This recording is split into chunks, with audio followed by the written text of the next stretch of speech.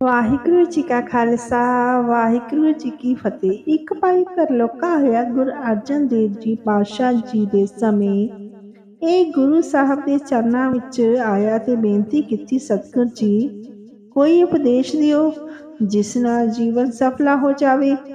ਸਤਿਗੁਰ ਨੇ ਪੁੱਛਿਆ, ਭਾਈ ਕਿਰਤ ਕੀ ਕਰਦਾ ਹੈ? ਭਾਈ ਤਰਲੋਕਾ ਕਹਿਣ ਲੱਗਾ, ਜੀ ਮੈਂ ਹਕੂਮਤ ਦੇ ਹਫਾਜੀ ਦਸਤੇ ਦਾ ਸਿਪਾਹੀ ਹਾਂ। ਗੁਰੂ ਸਾਹਿਬ ਜੀ ਨੇ ਉਸ ਨੂੰ 6 ਬਚਨ ਦਿੱਤੇ।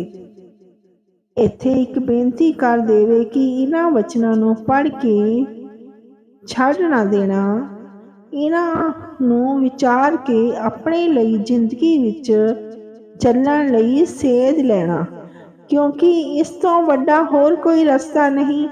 ਜੇ ਆਪਣੀ ਜ਼ਿੰਦਗੀ ਵਿੱਚ ਸੜਕ ਲੈਣ ਲਈ ਗੁਰੂ ਨਾਨਕ ਦਾ 10 ਪਾਤਸ਼ਾਹੀਆਂ ਦੇ ਰੂਪ ਵਿੱਚ ਜਦੋਂ ਸਰੀਰ ਕਰਕੇ ਆਏ, ਕਿਸੇ ਵੀ ਸਿੱਖ ਨੂੰ ਉਹਨਾਂ ਨੇ ਜੋ ਰਸਤਾ ਦੱਸਤਾ, ਉਹਨਾਂ ਨੂੰ ਕਿਤਾਬਾਂ 'ਚ ਪੜ੍ਹ ਕੇ ਜਾਂ ਸੰਗਤ ਵਿੱਚ ਸੁਣ ਕੇ ਅਸੀਂ ਆਪਣੇ ਅੰਦਰ ਝਾਤੀ ਮਾਰਨੀ ਹੈ, ਆਪਣੇ ਆਪ ਨੂੰ ਤੋਲਣਾ ਹੈ ਕਿ ਜੋ ਰਸਤੇ ਗੁਰੂ ਸਾਹਿਬਾਨ ਨੇ ਆਪਣੇ ਸਿੱਖਾਂ ਨੂੰ ਬਖਸ਼ੇ ਉਹ ਸਾਡੇ ਕੋਲ ਹੈ ਜਾਂ ਨਹੀਂ ਹੈ। ਤਾਂ ਸਤਿਗੁਰ ਦੀ ਕਿਰਪਾ, ਜੇ ਨਹੀਂ ਹਨ ਤਾਂ ਸਤਿਗੁਰ ਦੀ ਕਿਰਪਾ ਨਾਲ ਉਹਨਾਂ ਨੂੰ ਸਮਝ ਕੇ ਉਹਨਾਂ ਸੜਕਾਂ ਤੇ ਚੱਲਣ ਦਾ ਯਤਨ ਕਰਨਾ ਹੈ, ਉਹਨਾਂ ਨੂੰ ਆਪਣੇ ਜੀਵਨ ਵਿੱਚ ਲਿਆਉਣਾ ਹੈ ਤਾਂ ਕਿ ਸਾਡਾ ਵੀ ਜੀਵਨ ਸਫਲਾ ਹੋ ਜਾਵੇ। ਪੜ੍ਹਨ ਦਾ ਅਗਲੀ ਫਾਇਦਾ ਤਾਂ ਇਹੀ ਹੈ ਕਿ ਬਾਣੀ ਵਿੱਚ ਵੀ ਲਿਖਿਆ ਹੈ, ਭਾਵ ਕਿ ਨਿਰਾ ਪੜ੍ਹੀ ਜਾਣ ਨਾਲ ਗੱਲ ਨਹੀਂ ਬਣਦੀ।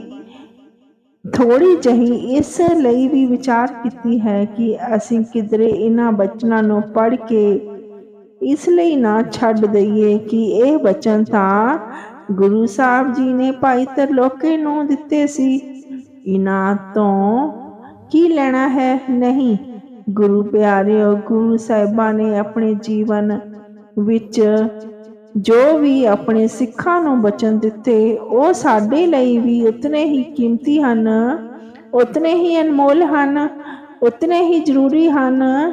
ਇਹਨਾਂ ਬਚਨਾਂ ਨੂੰ ਲਿਖਣ ਤੇ ਤੁਹਾਡਾ ਇਹਨਾਂ ਬਚਨ ਨੂੰ ਪੜ੍ਹਨ ਦਾ ਤਾਂ ਹੀ ਲਾਭ ਹੈ ਜੇ ਬਚਨਾਂ ਨੂੰ ਪੜ੍ਹ ਕੇ ਆਪਣੇ ਜੀਵਨ ਲਈ ਹੀਰੇ ਮੋਤੀ ਇਕੱਠੇ ਕਰ ਲਈਏ। ਗੁਰੂ ਅਰਜਨ ਸਾਹਿਬ ਜੀ ਨੇ ਪਹਿਲਾ ਬਚਨ ਤਰਲੋਕੇ ਨੂੰ ਦਿੱਤਾ, ਪਰਮੇਸ਼ਵਰ ਦੇ ਦਿੱਤੇ ਤੇ ਸੰਤੋਖ ਕਰਨਾ।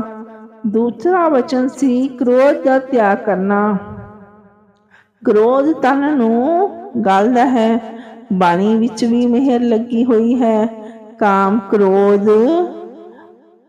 ਕਾਇਆ ਕਿਉਂ ਗਾਲੇ, ਜਿਉ ਕੰਚਨ ਸੁਹਾਗਾ ਢਾਲੇ। ਤੀਸਰਾ ਵਚਨ ਜੀਵਾਂ ਤੇ ਦਇਆ ਕਰਨੀ। ਚੌਥਾ ਵਚਨ ਸੁਖਮਨੀ ਸਾਹਿਬ ਦੀ ਬਾਣੀ ਪੜ੍ਹਨੀ ਤੇ ਸਿਮਰਨ ਕਰਨਾ। ਪੰਜਵਾਂ ਵਚਨ ਭਾਣਾ ਮੰਨਣਾ। ਛੇਵਾਂ ਵਚਨ ਸਰੀਰ ਵਿੱਚੋਂ ਹੰਕਾਰ ਦਾ ਤਿਆਗ ਕਰਨਾ। ਭਾਈ ਤਰਲੋਕਾ ਨੇ ਇਹ ਗੁਰੂ ਸਾਹਿਬ ਦੇ ਦਿੱਤੇ 6 ਬਚਨ ਆਪਣੀ ਝੋਲੀ ਵਿੱਚ ਪਵਾ ਲਏ, ਆਪਣੀ ਹਿਰਦੇ ਦੀ ਡਾਇਰੀ ਤੇ ਲਿਖ ਲਏ।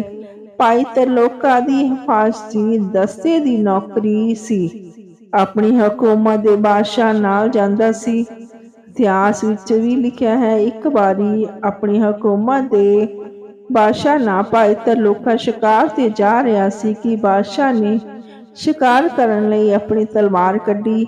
ਭਾਈ ਤਰਲੋਕੇ ਨੇ ਵੀ ਆਪਣੀ ਤਲਵਾਰ ਕੱਢੀ ਤੇ ਇੱਕ ਹਿਰਨੀ ਦਾ ਸ਼ਿਕਾਰ ਕੀਤਾ। ਜਦੋਂ ਸ਼ਿਕਾਰ ਕੀਤਾ ਤਾਂ ਹਿਰਨੀ ਦਾ ਪੇਟ ਫਟ ਗਿਆ। ਹਿਰਨੀ ਦੇ ਪੇਟ ਵਿੱਚ 2 ਬੱਚੇ ਸਨ ਜਿਹੜੇ ਇਸ ਦੀਆਂ ਅੱਖਾਂ ਸਾਹਮਣੇ ਤੜਫ ਤੜਫ ਕੇ ਮਰ ਗਏ।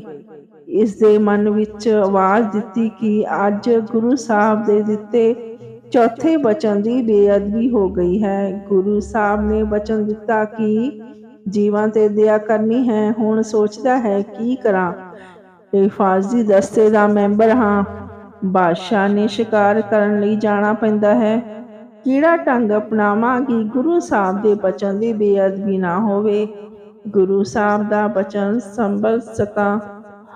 ਸੋਚ ਵਿਚਾਰ ਕੇ ਉਸਨੇ ਢੰਗ ਕੀ ਅਪਣਾਇਆ ਕਿ ਲੋਹੇ ਦੀ ਤਲਵਾਰ ਕੱਢ ਕੇ ਕਾਠ ਲੱਕੜ ਦੀ ਪਾ ਲਈ ਕਿ ਕਾਠ ਦੀ ਤਲਵਾਰ ਨਾਲ ਜੀਵਾਂ ਦੀ ਹੱਤਿਆ ਨਹੀਂ ਹੋਵੇਗੀ।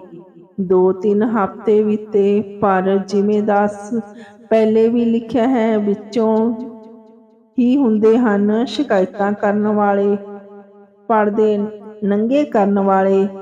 ਉਸਦੇ ਸਾਰਿਆਂ ਵਿੱਚੋਂ ਵੀ ਕਿਸੇ ਨੇ ਬਾਦਸ਼ਾਹ ਨੂੰ ਸ਼ਿਕਾਇਤ ਕਰ ਦਿੱਤੀ ਕਿ ਭਾਈ ਤਰਲੋਕੇ ਦੀ ਤਲਵਾਰ ਦੀ ਜਗ੍ਹਾ ਕਾਠ ਦੀ ਤਲਵਾਰ ਪਾਉਂਦਾ ਹੈ।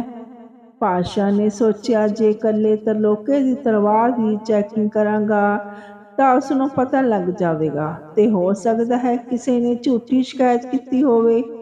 ਜੇ ਐਸਾ ਹੋਇਆ ਤਾਂ ਉਸਨੂੰ ਬਹੁਤ ਬੁਰਾ ਲੱਗੇਗਾ। ਇਹ ਵਿਚਾਰ ਕੇ ਉਸਨੇ ਇੱਕ ਦਿਨ ਅਚਨਚੇਤ ਹੀ ਆਰਡਰ ਕੱਢਿਆ ਕਿ ਅੱਜ ਸਾਰਿਆਂ ਦੀਆਂ ਤਲਵਾਰਾਂ ਚੈੱਕ ਕਰਨੀਆਂ ਹਨ। ਹੁਣ ਧਿਆਨ ਦੇਣਾ, ਗੁਰੂ ਦੇ ਬਚਨਾਂ ਨੂੰ ਸੰਭਲਣ ਵਾਲਿਆਂ ਦੇ ਸੁਖਮਨੀ ਸਾਹਿਬ ਦੀ ਬਾਣੀ ਦੇ ਨੇਮਿਆਂ ਦੇ ਗੁਰੂ ਕਿਵੇਂ ਪਰਦੇ ਗੱਜਦਾ ਹੈ। ਹਿਫਾਜ਼ਤੀ ਦਸਤੇ ਦੇ 30-40 ਮੈਂਬਰ ਹਨ। ਸਾਰਿਆਂ ਨੇ ਵਾਰੀ-ਵਾਰੀ ਆਪਣੀਆਂ ਤਲਵਾਰਾਂ ਚੈੱਕ ਕਰਵਾਉਣੀਆਂ ਸ਼ੁਰੂ ਕਰ ਦਿੱਤੀਆਂ। ਹੁਣ ਭਾਈ ਤਰਲੋਕਾ ਮਨ ਹੀ ਮਨ ਵਿੱਚ ਗੁਰੂ ਸਾਹਿਬ ਦੇ ਚਰਨਾਂ ਵਿੱਚ ਅਰਦਾਸਾਂ ਕਰ ਰਿਹਾ ਹੈ। ਅੰਦਰ ਸੁਖਮਨੀ ਸਾਹਿਬ ਜੀ ਦੀਆਂ ਪੰਕਤੀਆਂ ਪੜ੍ਹ ਰਿਹਾ ਹੈ। ਆਪਣੇ ਜਨ ਕਾ ਪਰਦਾ ਢਾਕੇ ਅਰਦਾਸਾਂ ਕਰ ਰਿਹਾ ਹੈ ਕਿ ਸਤਿਗੁਰੂ ਜੀ ਆਪ ਹੀ ਕਿਰਪਾ ਕਰਨੀ। ਆਪ ਜੀ ਦਾ ਬਚਨ ਸੰਭਾਲਣ ਲਈ ਕਾਠ ਦੀ ਤਲਵਾਰ ਪਾਈ ਸੀ। ਆਪ ਹੀ ਕਿਰਪਾ ਕਰਨੀ, ਮੇਰੀ ਇੱਜ਼ਤ ਰੱਖਣੀ, ਮੇਰੇ ਪਰਦੇ ਢੱਕਣੇ। ਲੈਣ ਲੱਗੀ ਹੋਈ ਸੀ। ਬਾਰੀ-ਬਾਰੀ ਸਾਰੀਆਂ ਆਪਣੀਆਂ ਤਲਵਾਰਾਂ ਚੈੱਕ ਕਰਵਾ ਰਹੇ ਸਨ।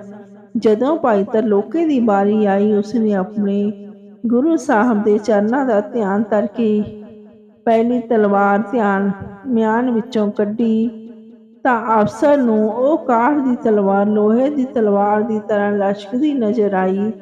ਹੁਣ ਭਾਈ ਤਰਲੋਕਾ ਵੀ ਹੈਰਾਨ ਕਿ ਤਲਵਾਰ ਤਾਂ ਮੇਰੀ ਕਾਠ ਦੀ ਸੀ। ਇਹ ਅਫਸਰ ਦੀਆਂ ਅੱਖਾਂ ਤੇ ਕਿਵੇਂ ਪਰਦਾ ਪੈ ਗਿਆ। ਪਿਆਰਿਓ, ਇਹ ਕੋਈ ਸਿਰਫ ਬੀਤੀਆਂ ਸਾਖੀਆਂ ਹੀ ਨਹੀਂ ਸਮਝਣਾ, ਅੱਜ ਵੀ ਇਸ ਕੋਲ ਸੁਖਮਨੀ ਸਾਹਿਬ ਜੀ ਦੀ ਬਾਣੀ ਦੀ ਦਾਤ ਹੈ। ਇਹ ਸਾਡੇ ਪਰਦੇ ਗੱਜਦੀ ਹੈ। ਉਹ ਗੱਲ ਬਣ ਜਾਂਦੀ ਹੈ, ਅੱਖੀਆਂ ਵਿੱਚ ਕੱਟਾ, ਮੂੰਹ ਵਿੱਚ ਡੱਟਾ, ਬੜ-ਬੜ ਤੱਕੇ, ਬੋਲ ਨਾ ਸਕੇ। ਹੋਰ ਵੀ ਕਈ ਪੱਖਾਂ ਤੋਂ ਨਿਰੰਕਾਰ ਆਪਣੇ ਪਿਆਰਿਆਂ ਦੀ ਪੈਜ ਰੱਖਦਾ ਹੈ, ਉਹਨਾਂ ਦੇ ਪਰਦੇ ਗੱਜਦਾ ਹੈ। ਕਿਸੇ ਵੀ ਪੱਖ ਤੋਂ ਉਹਨਾਂ ਦੀ ਪਿੱਠ ਨਹੀਂ ਲੱਗਣ ਦਿੰਦਾ। ਵਾਹਿਗੁਰੂ ਜੀ ਕਾ ਖਾਲਸਾ, ਵਾਹਿਗੁਰੂ ਜੀ ਕੀ ਫਤਿਹ।